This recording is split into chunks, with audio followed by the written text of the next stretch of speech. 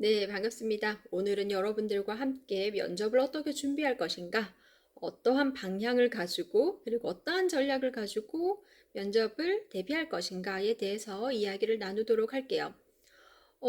여러분들께서 이 면접 준비를 하면서 좀 이 두근두근 거리는 마음을 아마 족보 모으는 걸로 좀 마음의 위안을 삼지 않을까 하는 생각이 좀 듭니다. 물론 족보가 너무 많이 도움이 되죠. 특히나 최신 면접 질문들을 보면서 지금 경찰 조직이 이런 부분들을 좀 강화하고 있구나. 또 이러한 방향성으로 지금 변화되고 있구나. 이런 것들을 관심 갖고 있구나. 이런 것들을 예측할 수 있어서 너무 좋은 자료입니다만 가끔은 이 족보를, 즉 기출 질문을 50개 모았는지 200개를 모았는지 거기에 경쟁이 붙거나 거기에 너무 몰두한 나머지 이 질문 답변을 고민하지 않고 질문 개수를 수집하느라 너무 많은 시간과 에너지를 쏟으시는 것 같아요. 그래서 그 부분은 사실 좀 염려가 됩니다. 이 기출 질문을 많이 가지고 계시는 게 중요한 게 아니고요. 대략적으로 좀 한번 훑어보고 나면 방향성은 사실 잡히거든요. 그 안에서 좀 대표적인 질문들 또는 좀 난해한 질문들 몇 가지를 좀 추려서 그것만이라도 답변을 좀 잘 준비하시면 나머지 질문들은요, 크게 어려움이 없으실 거예요. 그래서 저는 기출 질문의 이 개수보다도 우리는 내용의 질, 좀 승부를 걸자 마음으로 오늘 잠시 이야기하도록 하겠습니다.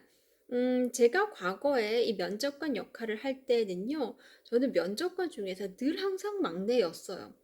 면접관이라고 하기에도 약간 미안한 거의 뭐 운영자 수준이죠. 저는 그러한 사람이었고요. 또 제 위에 계셨던 이제 한 40대 중반쯤 되셨던 분은 이제 실무자, 그리고 또 연배가 더 있으신 분들은 이제 관리자급으로 저희가 함께 좀 섞여서 면접을 진행했었어요. 제가 왜 이 이야기를 하냐면 이 면접관도요, 사실은 좀 역할이 나눠져 있어요.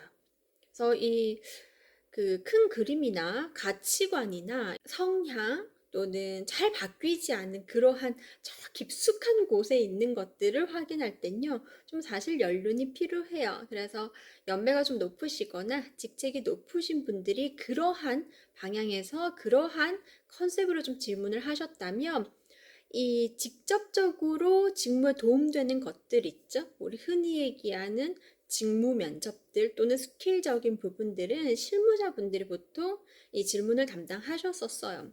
그러면 이제 저는 뭐를 하냐? 다른 분들이 이제 질문을 하셨는데 거기에 대한 답변이 좀 부실했을 때 또는 우리가 궁금한 것들이 충분히 해소되지 않았을 때 그것을 파헤치는 역할을 제가 했었어요. 그러다 보니 꼬리 질문, 때로는 압박 질문이라고도 표현을 할 수 있겠죠. 그러한 질문들을 제가 좀 많이 담당을 했었습니다. 그 중에서도 압박이라고 하기엔 좀 그렇지만 어쨌든 멘탈을 조금 흔드는 질문들을 제가 몇 개 했었는데 기억에 남는 것들은 이런 것들이에요. 왜 하필 저희 회사에 지원하셨어요? 저희 회사에 몇 년 정도 근무하실 거예요? 혹시 이번에 떨어지면 다음번에 지원하실 거예요? 불합격하면 어떻게 하시겠어요? 뭐 이러한 식의 질문들을 좀 했었었거든요. 제 입장이 한번 돼주세요. 제가 왜 그런 질문을 했을까요?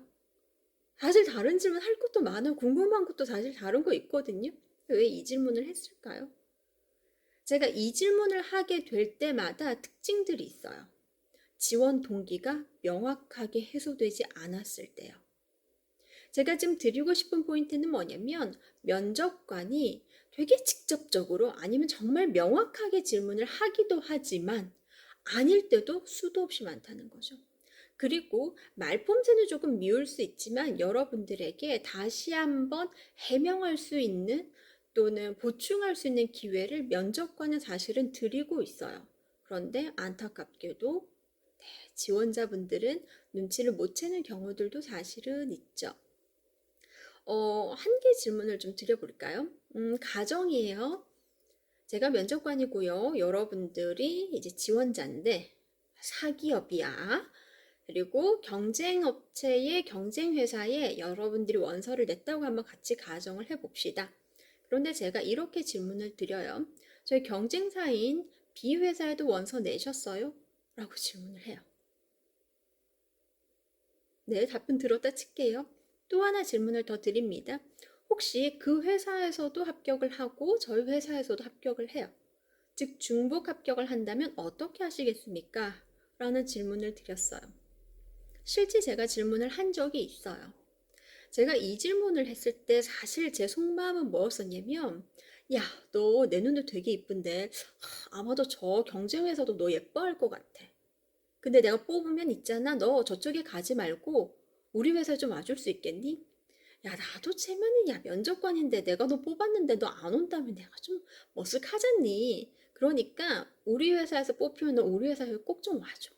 라는 그 의도로 사실은 질문을 했었거든요. 근데 이걸 눈치채지 못하면 이렇게 이야기를 하죠. 두 개 다 결정이 되면 그때 조건을 봐서 제가 고민해 볼 것 같습니다. 뭐 이런 얘기를 한다던가 아니면 되게 해맑게 사실은 그쪽에서도 받아준다는 보장이 없어서요. 뭐 이런 경우들이 있단 말이죠. 그래서 면접은요, 미리 좀 대비를 하셔야 돼요. 대비라는 게 질문이 어떤 식으로 조금 변형돼서 나올 수 있는지 또는 숨겨진 그 방향들, 의도들은 무엇인지 이런 것들을 좀 미리 점검을 하시고 고민을 하셔서 좀 마음의 여유, 그리고 좀 눈치 이런 것들을 좀 가지고 계셨으면 해요. 그래서 드리고 싶은 이 첫 번째는요, 질문 의도를 잘 파악하셔야 돼요. 제가 조금 전에 말씀드린 것처럼 나는 너 뽑고 싶어 얘, 너 꼭 우리 회사 와줘 라는 그 의도를 숨긴 채로 질문을 할 수 있거든요. 그래서 이 면접관이 이 질문을 통해서 확인하고자 하는 것이 무엇인지를 고민해 보셔야 되고 연습을 해 보셔야 돼요. 다시 얘기하면 여러분들이 하고 싶은 얘기를 하는 게 면접장이 아니에요.